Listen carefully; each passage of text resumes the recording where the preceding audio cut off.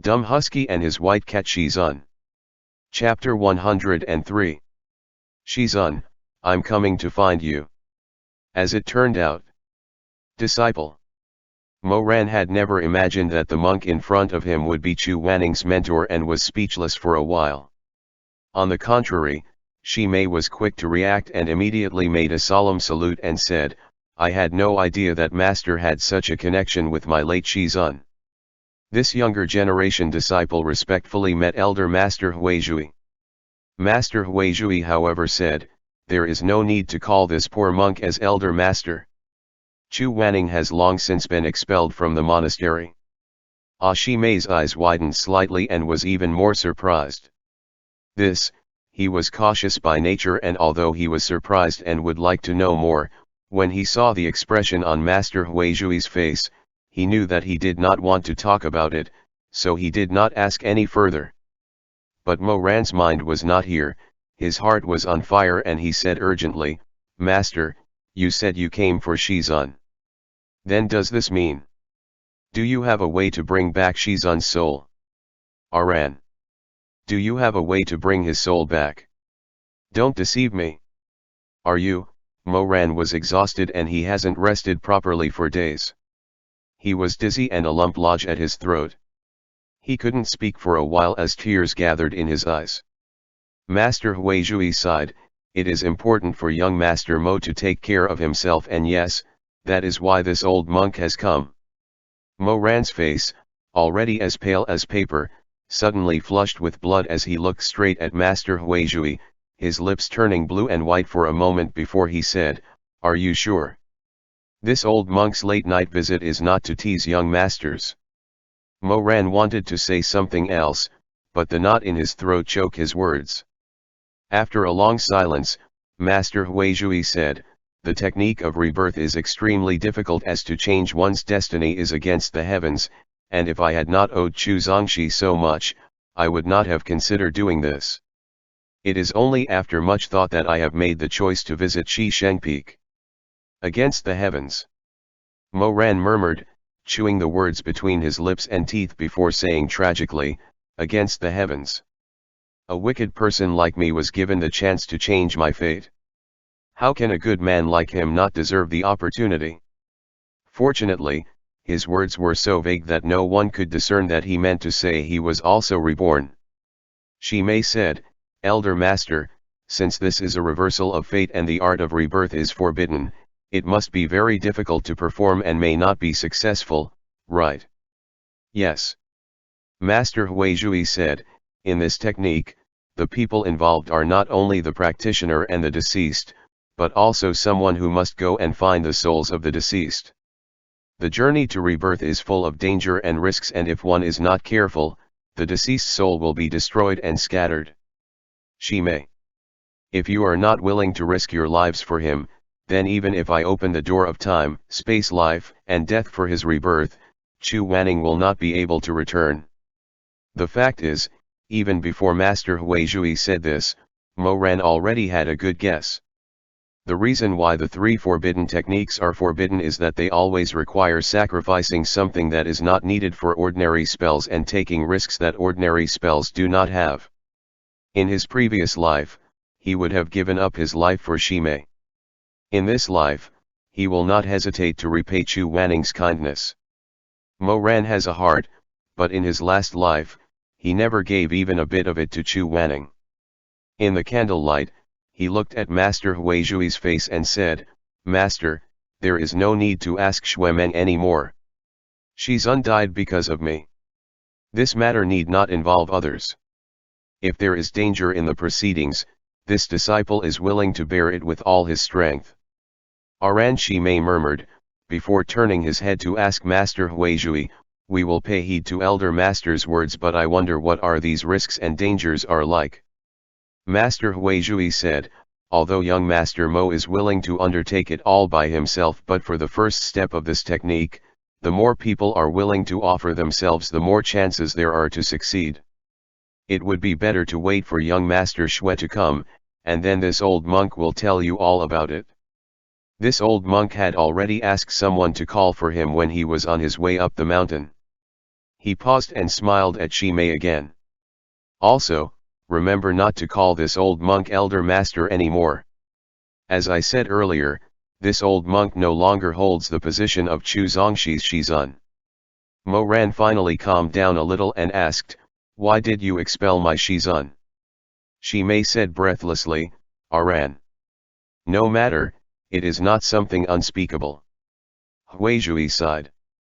"When I was a young monk, I was once taken care of by a benefactor.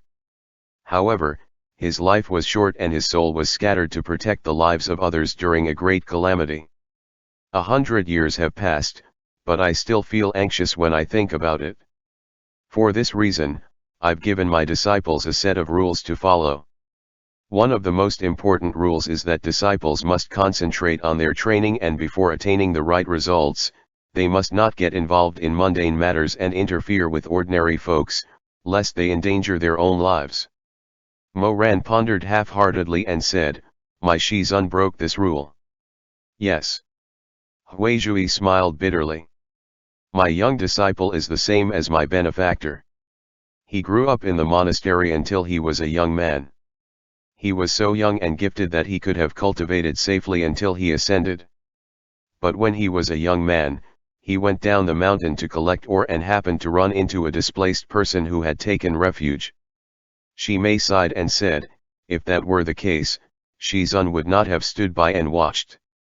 Huizhui nodded. Not only did he not stand by, but after settling the stragglers, he left the mountain without permission and went to lower cultivation world to check. At that time, Shi Sheng Peak had just opened the mountain and the lower cultivation world was far more chaotic. There is no need to say more of what Chu Wanning saw.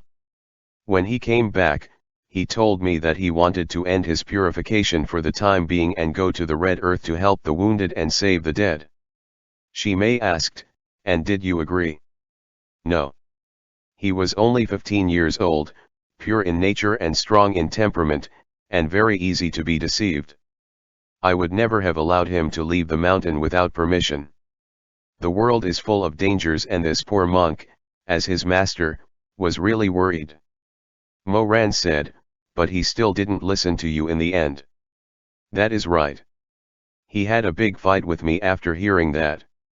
He said that the hardships of the mortal world were right before our eyes, so why did his master close his eyes to this and instead spend his days sitting high and chose ascending to heaven?" "Ah!" Shimei said with a start. This would have been an extremely harsh thing for anyone to say to Huizhui, not to mention the fact that Chu Wanning was his disciple in the first place. Huizhui's expression was faint, but there was something sad between his eyebrows. This poor monk's state of mind was not empty nor quiet at that time. So in a fit of anger, he said to his young disciple, "If you can't yet help yourself, how can you help others?" "And what did Shizun said about that?" Shimei asked. "If you don't know how to measure people, how can you measure yourself?" At these words, the hall fell silent. These words did not come from Huizhui's mouth, but from Mo Ran's voice. Hearing him suddenly say what Chu Wanning had said back then, Master Huizhui's gaze burned as he looked at the young man before him in silence for a long time before he let out a long sigh. "He still teaches you this way?" So he, alas, he really is unchanged in the slightest. He probably never regretted his death. While Huizhui's heart is complicated, Mo Ran's is no less serene. He had always scorned these words of Chu Wanning, thinking them to be false morals and empty words. But when he said them now, he felt his heart was on fire and he was in agony. It is only after a long time that Huizhui's hollow voice resounds inside the loyalty hall again. "I am ashamed to say that on that day, I was so angry that I told him that if he stubbornly insisted on stepping out of the temple, I would be done with him as his master and sever my enmity." He paused, words seemingly stuck in his throat by that past, wanting to go into detail, but not wanting to, and after a few hesitations, he shook his head. "Now you know that Chu Wanning finally left his master. Many years have passed, and though I and him have different plans, we still share the same place in the world but have never seen each other again." Shimei said, This separation is not fully the fault of the master either. Huizhui said, it is not easy to understand what is right and what is wrong, nor to teach what is right and what is wrong. But Chu Wanning was my disciple. When I heard that he died on a bloody battle, I could not sleep day and night when I remembered what had happened. That is why I wanted to come here to try my luck and see if I could save his life. Bam! The vermilion lacquered carved door was thrown open with great force. Xuemeng stood outside. No one knew exactly when he had arrived, but apparently he had heard the most important words thoroughly. He was only told that Master Huizhui of the Wuobei temple had come, but did not know what the old monk was up to, so he only walked over slowly, holding a jar of medicinal concoction and drinking from it. At that moment when he heard Huizhui's words, the jar he held in his hands was smashed to pieces, spilling hot liquid all over his body. The phoenix chick, however, did not feel how the hot soup was scalding him and said with a lost expression on his face, "Save his life. Save his life? Shizun can still come back." He stumbled into the hall and grabbed Huizhui by the hand. "What are you saying, Baldi? Are you kidding me?" Shimei hurriedly said, "Young master, he is." "No, I'm sorry. It's me who has lost my temper, it's me who has lost my temper." Although Xuemeng did not know that the person in front of him was Chu Wanning's mentor, he thought that he had come to save his Shizun's life and let go of his hand in a panic. "Master, as long as you can bring him back." "If you can bring him back, Xuemeng will go through fires and waters if you need him to. I only beg you not to deceive me." Huizhui said, "There is no need for this, young Master Xue, for this poor monk has come here late at night especially for your Shizun." He turned his face sideways and looked out of the window at the moonlight. "It is almost time. Since the three young masters have all come, let this poor monk explain to you in detail the method of rebirth and the difficulties of doing it." Shimei said, "I implore you to explain." Xuemeng, however, said urgently, "What else is there to say? Save my Shizun first." Huizhui said, "Young Master Xue is impatient, but you should know that if something goes wrong, not only will the young master die, but Chu Wanning's soul will also be scattered, and then will not be able to enter the 6 paths of reincarnation. So please bear with it." Xuemeng suddenly turned red and squeezed his sleeve tightly and slowly released it after a long time. He then said, "All right, I'll listen to what the master has to say." Huizhui then took out 3 plain white silk lamps from his pouch, which were embroidered with golden threads and had a central pattern of 13 colored silk runes, deep and shallow, wrapped in 3 folds, like a spider's web, to catch the departing soul. "This is a soul-calling lantern." Master Huizhui distributed the 3 silk bags to the 3 youths. "Take this and remember what this poor monk says next, all of you." Mo Ran picked up the lantern and held it in his hand.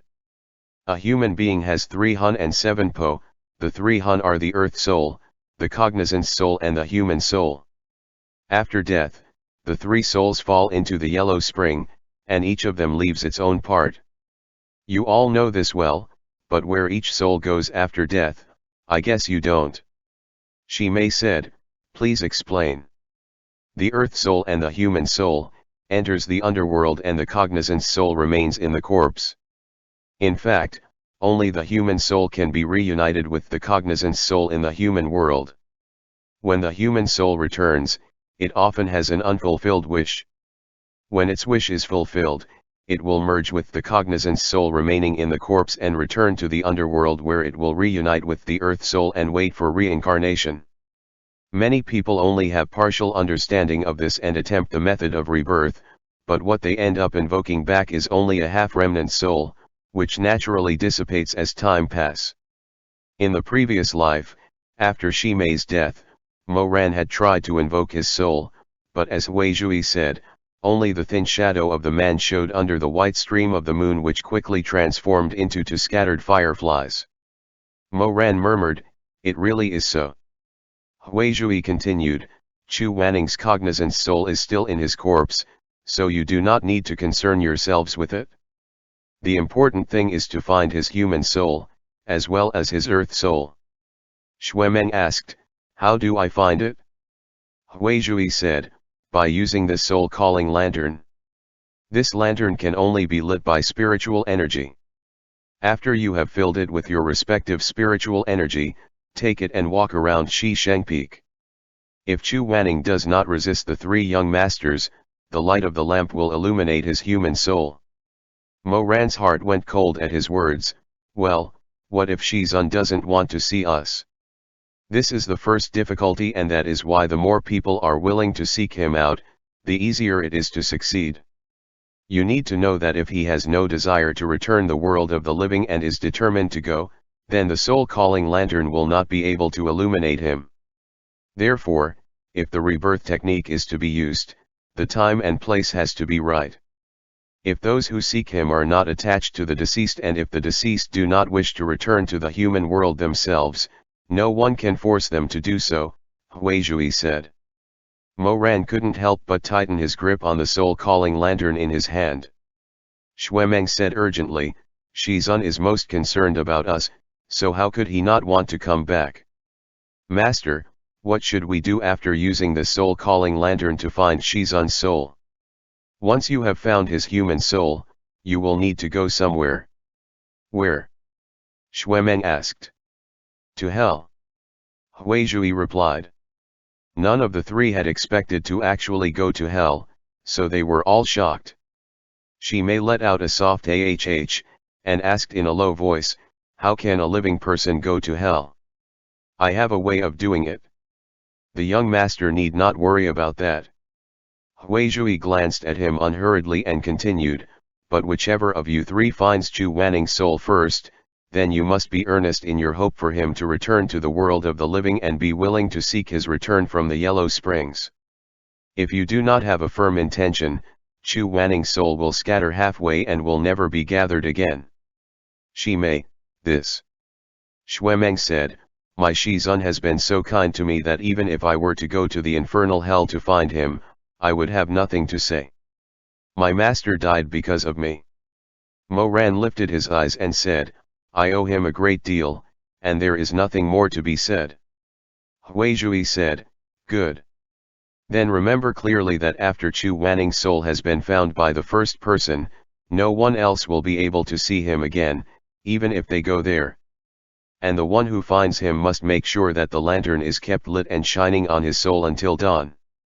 Xuemeng said, how hard can it be? It's difficult. Huizhui said, when the three souls are separated, each soul tends to be missing a part of something. It might be its hearing, or it might be its mind, or it might be its memory. In any case, if you are unlucky, the Chu Wanning you meet will not listen to you so easily, and you will have to think of ways to coax him. Xuemeng. Mo Ran's heart tightened and he felt uneasy. I have to coax him, but what if I say something wrong? It's hard to guess what he wants when he's alive, let alone a ghost.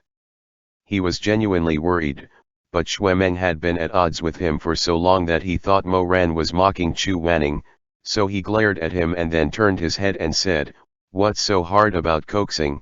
Just remember to keep Shizun's soul from leaving the vicinity of the soul-calling lantern anyway. Shi Mei asked, what happened after dawn? After dawn, Chu Wanning's soul will drift into the spirit-calling lantern. At that time, I will prepare a bamboo raft and wait for you at the bridge. This is the entrance to hell, and the flowing water under the Nahi bridge connects to the Yellow Spring. Xuemeng, to the ghost world on a bamboo raft. Shi Mei asked, can only one person go? No one else can help anymore. No, so whoever finds Chu Wanning's human soul will have to enter hell alone to find his earth soul. If that person stops halfway or backs out in the middle, Chu Wanning's human soul will be consumed by the soul-calling lantern and will never be able to reincarnate again. Xuemeng was shocked and almost immediately turned to Mo Ran and said, don't go, I can't trust you. Mo Ran kept silent and did not bother to argue with Xuemeng. Shi Mei saw the situation and went to advise, young master, Aran is not the kind of person to flee from a battle, you. So what? Xuemeng said sternly, he has already killed Shizun once.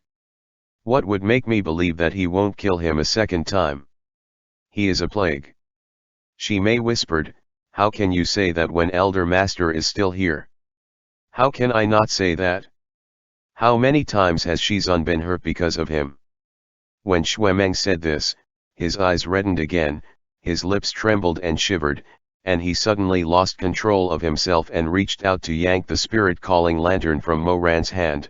Give me the lamp, don't bring bad luck to Shizun again. Give me that. Xuemeng cursed. For the first time in his life, he felt that Xuemeng was right when he scolded him, so Mo Ran did not say anything back. Whether it was in front of the ghost mistress or at the bottom of Jinjinj Lake, when didn't Chu Wanning got injured because of him? How many scars on Chu Wanning's body was not because of him? A plague. Het. Yes, so true. But even so, even though he knew he was ashamed to face Shizun, even though he knew he was no longer worthy to beg him to return from the Yellow Spring, he was still unwilling to put down the soul-calling lantern in his hand. So he stubbornly clutched the soul-calling lantern to death, letting Xuemeng scold him and tear him apart. The back of his hand was scratched with blood, but he still kept his head down and did not move. In the end, Xuemeng, who was breathing heavily, finally let go of him and said with red eyes, Mo Weiyu, how long are you going to keep him alive? Mo Ran didn't bother to look at him, just kept his head down, looking at the empty lamp, in silence. When there was so much silence that no one else thought he would reply, he suddenly whispered, I want to bring him home. His voice was too low. Suppressed by guilt and shame, so low and humble. So much so that Xuemeng didn't even hear him at first, and only after a while did he realize what Mo Ran had said. He laughed out loud and sneered. Bring him home, you.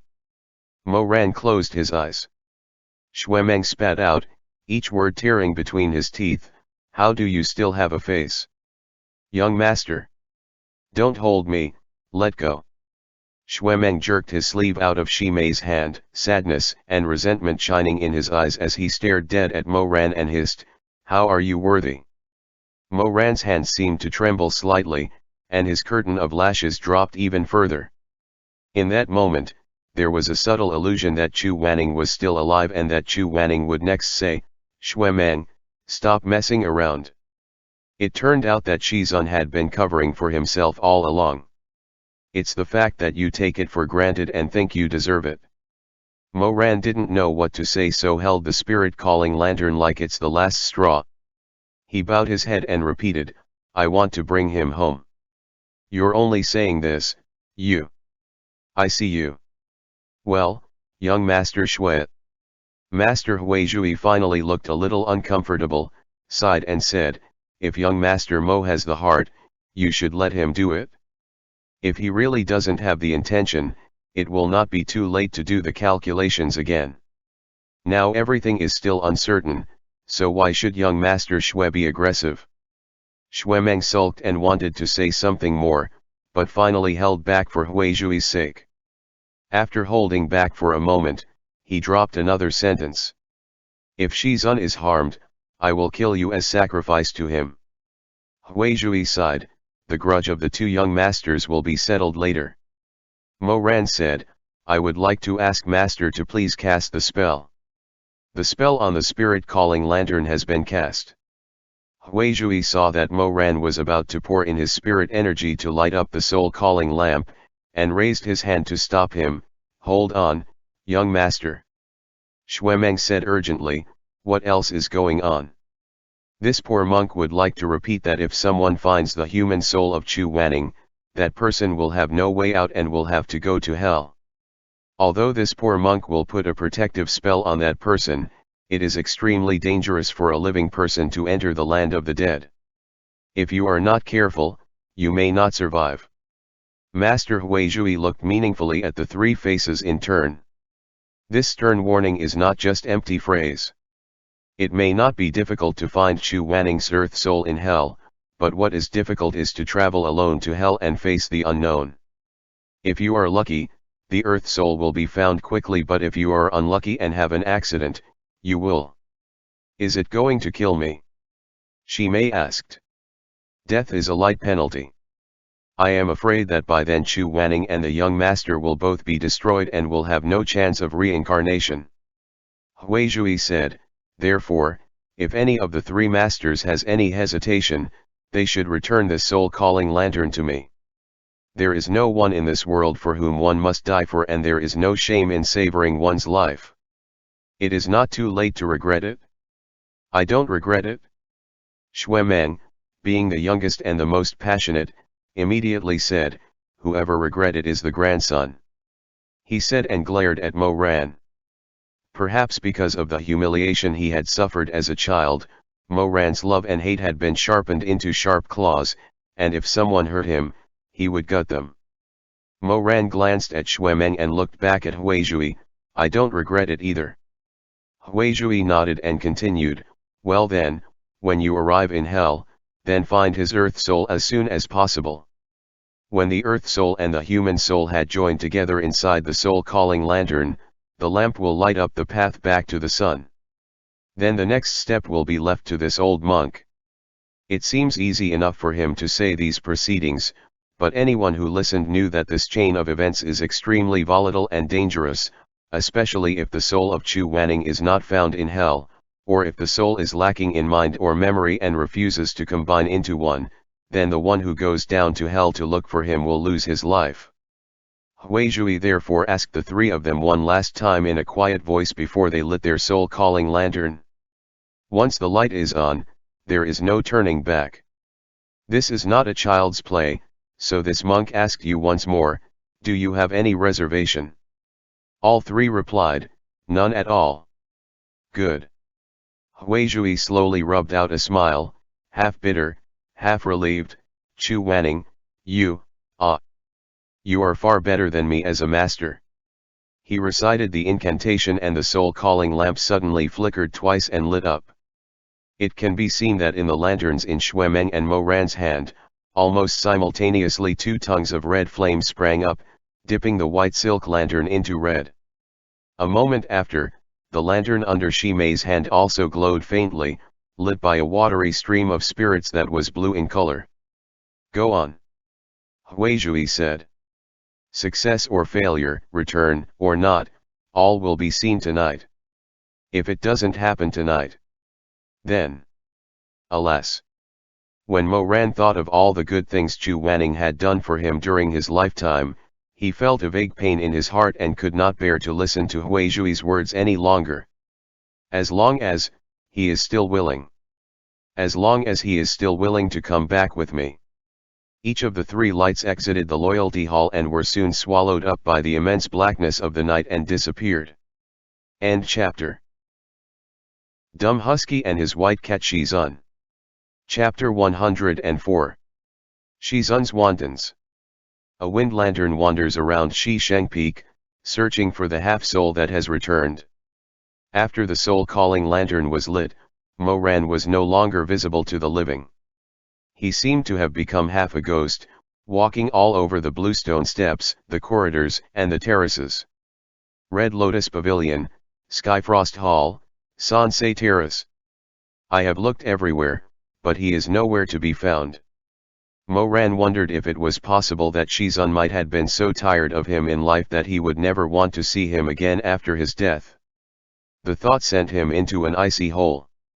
He became more anxious as the hem of his coat swept through the grass. He spied a man standing at the head of Nahi Bridge, cold and forlorn. His palms sweating, his heart beating like a drum, and he rushed towards him. Shizun. The one who turned towards him was a spirit he didn't know, probably one of the disciples who had died during the heavenly rift. Half of his face was covered in blood and he looked at Mo Ran in a dazed and confused way. I'm sorry. I had mistaken you for someone else. Mo Ran mumbled, and hurried past him. The spirit, lost in thought, watched rigidly as Mo Ran passed by him without making any move, his corporeal white body frozen in place. Mo Ran can't help but feel even more bothered. If Shizun's human soul were to become a lost ghost like him, What would happen if he found him? Could he keep him until dawn? The galloping horses in his heart tread hastily past, and his steps got faster and faster, walking almost blindly. When he raised his eyes, he realized that he had walked up to the entrance of Menpo Hall at some point. Moran thought to himself, Shizun has no obsession with food. I don't think he would make a special trip to this place when his soul returned.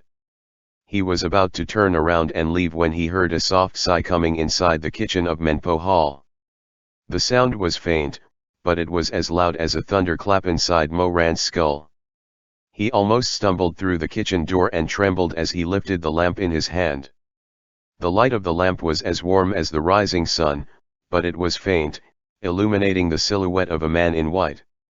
The joints of his fingers were dead white and his nails almost sink into his palms. Moran murmured, Shizun. Half of Chu Wanning's soul was standing alone in the large kitchen. The figure is faint, like the ink marks that have faded over time, but it is his appearance. He was dressed in the misty white garment he had died in. The corners of his clothes were stained with large clouds of blood, which was quite tragic, so that his skin, which was described as extremely pale, is now smoke-like in color. It's as if his soul would dissipate in a single gust of wind that swept by. Moran held the lamp and looked at the vision in front of him. He wanted to move faster, afraid that if he was late, the vision would be gone. At the same time, he wanted to go slower, afraid that if he hurry, the dream will be shattered. He could not help but feel a slight reddening of his eyes as his thoughts mingled, and with how much guilt rushed to his heart. He only felt that he owed Chu Wanning much. Standing near him, he felt ashamed. The soul-calling lantern swings gently. When he got closer, he saw that he was busy, seemingly a little anxious and so clumsy. What is Chu Wanning doing? He came behind him, intending to help the poor dead soul, but when he saw the scene before him, he felt as if he was struck by lightning. When the great shock had dissipated, a sharp pain burst in his chest. He opened his mouth to speak, but a lump got lodged in his throat. Moran leapt back 2 steps and shook his head slowly, but couldn't say a word. At this moment, he felt it wouldn't hurt more if he took an awl and stuck it into his own chest, pull his heart out along with the broken flesh. He saw that Chu Wanning's hands, the same hands that had dragged him over 3,000 steps before he died, the hands that had long since been skinned and bloodied, were slowly rubbing against the table. On top of the table, there was flour, seasoning, and meat for stuffing. The water was boiling in a nearby pot, and Chu Wanning did not know to turn down the heat. The mist of the water blurred everything around him. Or perhaps it was not the steam that blurred the eyes of the visitor, but Moran's own eyes that were moistened. The human soul of Chu Wanning is slowly squeezing the skin of his cupped hands. He used to have a pair of extremely dexterous hands that yielded the godly weapons between his long fingers, and spiritual powers would rise from between his palms. But now those hands are tattered and shaking slightly as they carefully wrap one wonton after another. Moran raised his arms up urgently, struggling to wipe his reddened eyes, but still couldn't say a word. Chu Wanning turned his back on him and seemed to finally remember that the water in the pot had been boiling for too long, and was afraid that if he left it alone, it would dry up, so he looked for it by feeling it out. He was feeling it out. Yes, feeling it out. Moran finally snapped out of the pain that could have drowned him, and he marched quickly around to his Shizun's side. He finally realized. When the 3 souls are separated, each will be missing something. Either memory, or mentality, or flesh and blood and bones. And this wisp of human soul that returned from the underworld, has lost parts of its perception. This Chu Wanning who has returned from hell, has blurred eyes, and his hearing seemed to be less than perfect, so he can't even tell where he has dropped something. But even so, he still tried so hard to make this bowl of ordinary dumplings. It was as if it was his favorite thing to do in life, and he could get a moment of tenderness out of this blur of vapor. Moran looked on and felt his heart ache. He felt as if the world is spinning around him, that he could not think for a moment. He just stood still and watched everything in front of him. Clang! The spirit, whose eyes were already nearly dim, inadvertently knocked down the salt shaker at Menpo Hall because he could not see clearly. Chu Wanning seemed startled and withdrew his hand in silence, his blood-stained face showing such a troubled look. "What are you doing?" A raspy voice sounded at his side, almost choked with guilt, so heartbroken. "Can I help you?" Chu Wanning was slightly surprised, but perhaps because his soul was incomplete, his mind was not too disturbed and he soon regained his composure. Mo Ran, on the other hand, is struggling, almost pleading, with every word he uttered. "Shizun, let me help you, okay? The water is boiling in the pot, the dead one in the kitchen is warm and lively while the living were forlorn and sad." After a long time, the familiar voice of Chu Wanning is finally heard, low and steady. "You're here." "Yes. It's good that you're already here. Just wait for a while.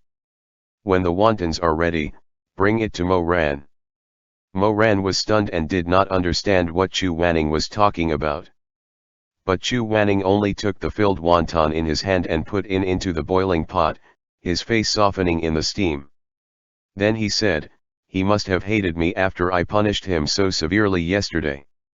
I heard from Shuemeng that he has been refusing to eat, so when you send it to him, don't say that I made it. If he knew that, I'm afraid he won't want to eat them." Mo Ran's mind was in turmoil, as if some hidden secret that had been dormant for half a lifetime was about to stir and break out of the ground. "Shizun." Chu Wanning smiled bitterly, "I'm afraid I've been a bit too hard on him. But he has the temperament of doing whatever he wanted. That has to change.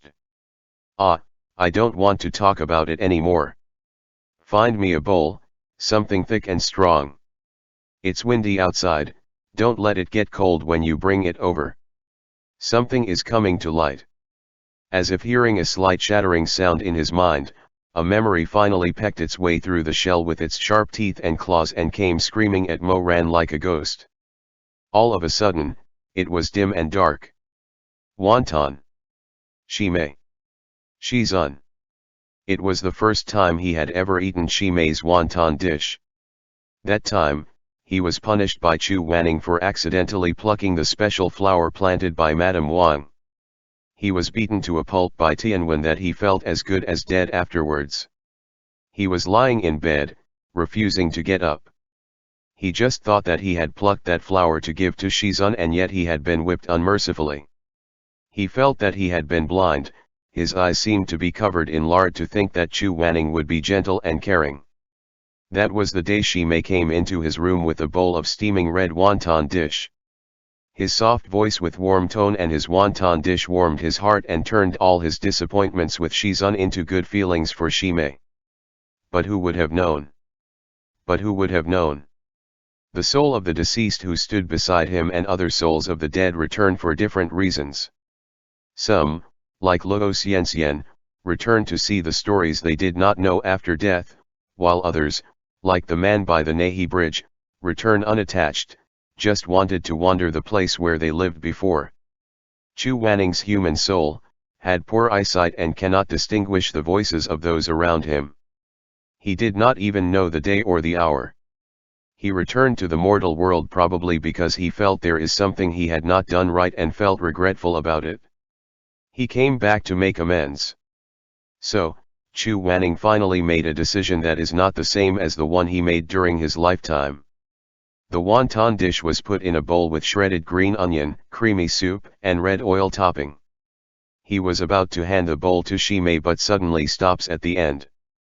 "I think I treated him a little too unkindly," Chu Wanning murmured. A few moments of silence. "It's fine. You don't have to bring it to him. I'll bring it. I'll go and see him myself and apologize." Mo Ran watched in awe, his face already as pale as the soul. "I thought that Shizun was too cold as iron, which made his heart freeze into ice. But who would have thought that he would be this kind to him?" The regret he could not let go of in the mortal world was, after all, about himself. To apologize to him again. The ice melted and became water as vast as an ocean. Moran slowly raised his hand and buried his face in his palms. His shoulders tremble slightly. A heart as hard as iron. Hard as iron? Not really. Moran's throat choked and he sobbed again. He knelt down in front of the spirit that could not see him, the lamp resting at his feet. He broke into sobs. He cried so hard as if he wanted to cry blood, he could not hold back his howl. He knelt down in front of Chu Wanning. No. He leaned down into the dusty floor as he caught onto the blood-stained hem of Chu Wanning's robes. You are not as cold as iron, and I am not as stubborn as a stone. It's just that I made a mistake in the past and misjudged you a lot. Shizun. Shizun, he mourned, curling up, it is I who have wronged you. Please, please, please come back with me. Shizun, I beg you to come back with me. I was wrong, it's my fault. I don't blame you. I don't hate you. It's my fault for always making you angry. You won't have to hit me or scold me again. I will no longer provoke you, Shizun, as long as you come back. I will do everything you say. Respect you, love you, and treat you well. But Chu Wanning's hemline is so indistinct that it looks like it could crumble in his hand at any moment. Moran wished he could cut his own chest open and exchange his own heart so that could hear Chu Wanning's chest beat again. He wished he could drain his own blood and put it into Chu Wanning's veins so he could see the color in his face again. He hated not being able to do everything he could to make up for the wrongs he had done. Shizun. He finally sobbed. Can we start over again? In front of sky-reaching pagoda, under the Haetang tree. Gentle as a white cat, the master raised his head, his phoenix eyes slightly widened, the cicadas on the branches chirped 3 or 2 times, and the young man before him was smiling. Master! Master, I've been looking at you for a long time. Why are you ignoring me? 20 years and 2 lifetimes in the blink of an eye. It's all over. This end is brazen and might be wildly ambitious, but also to say these sentence. Shizun, let's start all over again. Good or bad. Please, just pay attention to me, okay? End chapter.